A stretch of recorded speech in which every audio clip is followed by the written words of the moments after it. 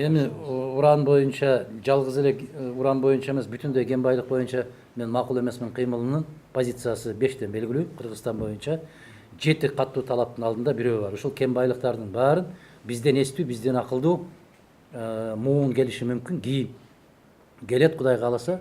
Мына ошолор келгенге чейин мунсуз жашап келгенбизби? Кадамжайдын алтынысыз, Шамбисайдын алтынысыз, же болбосо Солтон Сарысыз жашап келгенбиз го. Ошол сыяктуу эле ураны жок деле жашап келгенбиз. Мына Майлуу Суу шаарында Союздун мезгилинде ошол уранды алып, ошол Союз күчтүү мезгилдеги калдыктарын аябагандай каттуу бекиткенин карабастан бир жылдар болду, аябай кооптуу болуп, ачылып кетип, анысы жанагы сайга түшүп кетип, ошол сыяктуу бул маселе оор. Мен Ысык көлдөгү чыгып аткан элдин талабына 100% кошулам. Туура маселе көтөрүшүп атат. Биринчиден, баягы комиссия түзүлдү деп айтып атканы менен бүгүн 24 KG ушундай сурамжылоо жүргүзгөн экен го. 46% сурамжылоонун натыйжасында 46% аябай каршы. Чечкиндүү түрдө каршылык билдирип атат.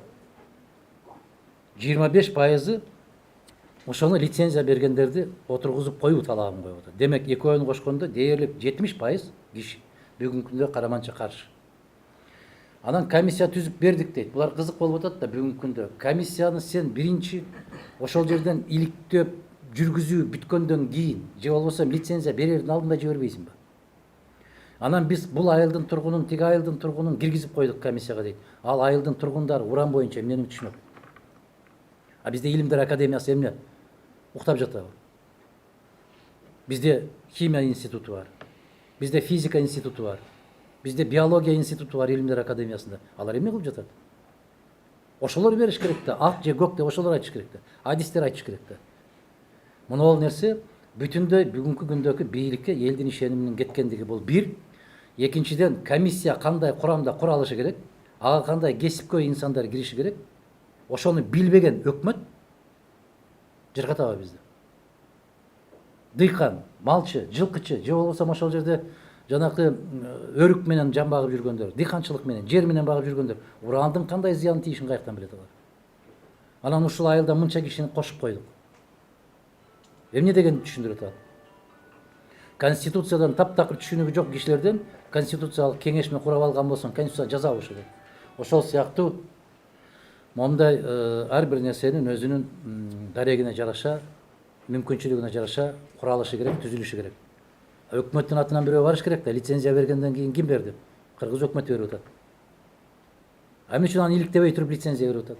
Ошондуктан бүгүнкү күндө балыкчыда же болбосо ошол бүтүндөй Ысык көл областында уран казып алууга каршы чыгып аткандарды мен 100% колдойм, түшүнөм. Эгерде мага келип ишендирип берсе, Илимдер Академиясы кепилдик алып, ушул кыргыз керемети болгон, көзүбүздүн жашындай болгон Ысык көлгө зыяны тийбейт. Биздин Ысык көл өрөөнүндө дыйканчылык менен жашап аткан, негизи өрүк менен жан багышат. Мына ошол жерде тургундар да айтып атат. Аларга зыяны тийбейт, кепилдикти моюндарына алса, бул башка маселе. Анан райондун акимине тоңдугун кошуп койдук. Анан берки балыкчынын мэрин кошуп койдук. Алар эмнени билет? Алды саттыдан башка эмнени билет? Мен каршымын.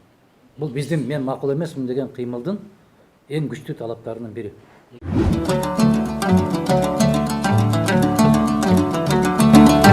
Мен айттым эле, эгерде Жээнбеков чыныгы элдик президент болом десе, бул элдик президент боло албайт, себеби эл тарабынан шайланган эмес. Эл тарабынан шайланган президент кечеги Украинадагыдай болот. Келгенде эле жарыя кылыш керек эле. Мунапыс жарыялаш керек эле. Өзбекстандын президенти Мирзиёев келгенде мунапыс жарыялап, азыр так сан эсимде жок. 1,5 миңдей кишини мунапыс жарыялаган. 1,5 миңдей кишиге. Бул киши келип түрмөнү дагы менчиктештиргендей сыяктуу, мен айткан киши чыгат, мен айтпаган киши чыкпайт деп отуруп алгандыгы бул текебердик. Мыйзамдуубу, мыйзамсызбы, аны териштирип, акырын чыгарып коюп, мамлекеттик комиссия түзүп караштырса боло бермек. Бирок мунапыстык жарыялаш кыргыз калымында бар нерсе бул, жоомарттык деп коет. Бирок жоомарт болуш үчүн киши айкөл болуш керек да, киши бийик болуш керек. Ага деңгээли жетпегенден кийин, маселен, жарышка мыкты күлүктөрдүн арасына бир качырды салып коюп, качырдан аны талап кыла албайсың да ошолор менен жарыштап. Ошол сыяктуу эле көрүнүш болуп калат го.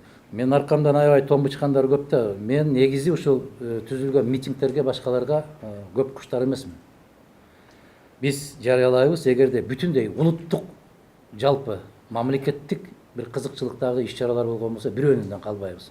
Биздин ушул бүтүн Кыргызстан партиясы болобу, мен макул эмесмин деген элдик кыймыл болобу, мамлекеттик масштабтагы маселелерди биз эч кимисин көз жаздын калтырбайбыз. Тилекке каршы кээ бир саясий партиялар ушул улуттук маселеге тийиштүү болгон жерлерге көп басып барышпайт.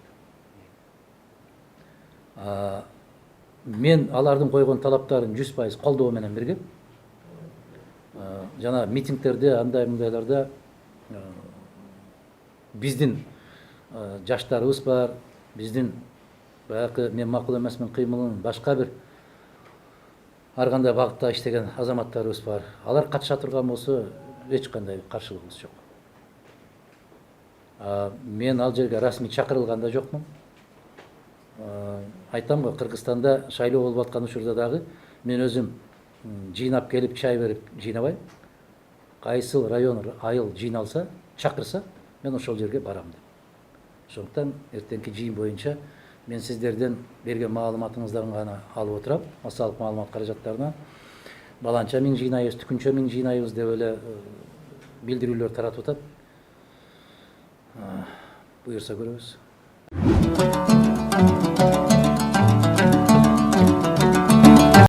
Мен эми келерине анча деле көп деле ишеним арта берген эмесмин.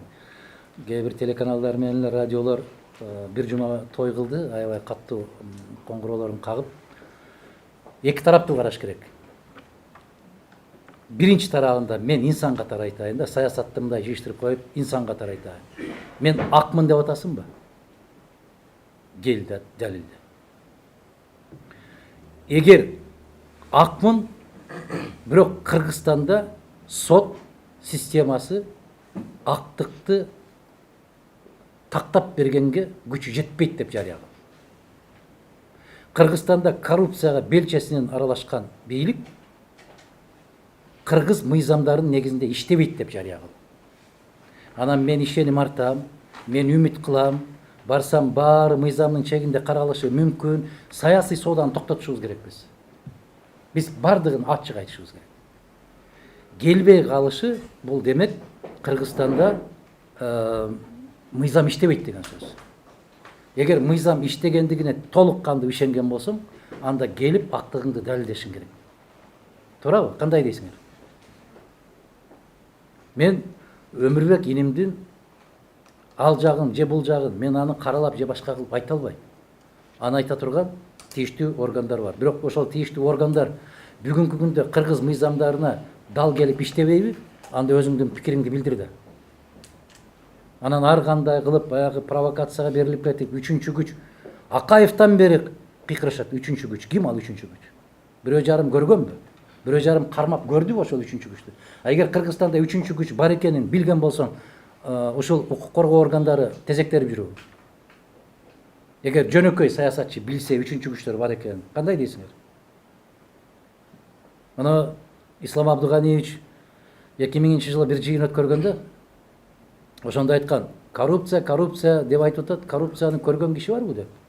Ким аны менен барып учурашып амандашып көрдү деп. Ошол сыяктуу Акаев дагы айткан үчүнчү күч деп, кийинкилери дагы четинен эле үчүнчү күч деп келет. Ким ал үчүнчү күч? Билген болсоңор айтып койгулачы. Мага аябай кызык да саясатчы катарында. Ким экен ошолор? Жөн эле биз диагнозду так айтышыбыз керек.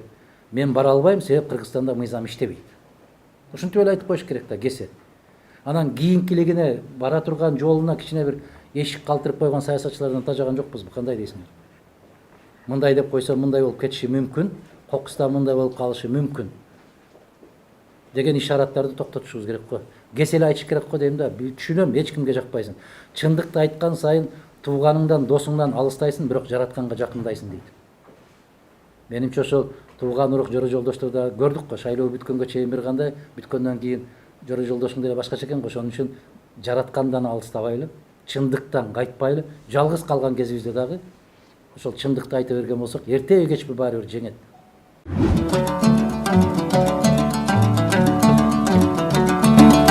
Баласы бар да, баласы бар, атасы бар, энеси бар, бала турса, ошону көтөрүп барып туруп, кел көлүгүңдү алмаштырып берейин деп бөтөн кишиге жазып койгон сыяктуу да. Бул бүгүнкү күндөгү Адилет министрлигинин таптакыр адилетсиздиги. Бүгүнкү күндөгү Адилет министри баягы эле баягы болуп калган Ак үйдөн кандай коңгуроо келсе ошону аткарып аткан бир жетим жүгүрүктөрү. КСДП партиясы мага жагабы жакпайбы бул башка маселе. Мыйзам боюнча турган партияны алып бирөөгө берип койгон бул айбирсиздик. Эми бүгүнкү бийлик күрөшсө мындай бир чын баягы бир билек күрөшү болобу, башка күрөшү болобу, ачык чыгып күрөшсө болмок да, кылтыйтып баягындай кылып кыйшайып туруп, бир нерсени састык коюп отура бергени бул жакшылыкка алып кетпейт. Мүмкүн бүгүн ошондой көрүнөт, мүмкүн эртең ошондой көрүнөт. Түпкүлүгүндө жакшылыкка алып барбайт. Бул аябагандай одоно, бул баягы күчтүү президенттик башкаруу деген Акаевдин менимче түшүнө да кирген эмес да, бир партияны алып башка бирөөгө берип коюш, же Бакиевдин оюна да келбеген да бул нерсечи.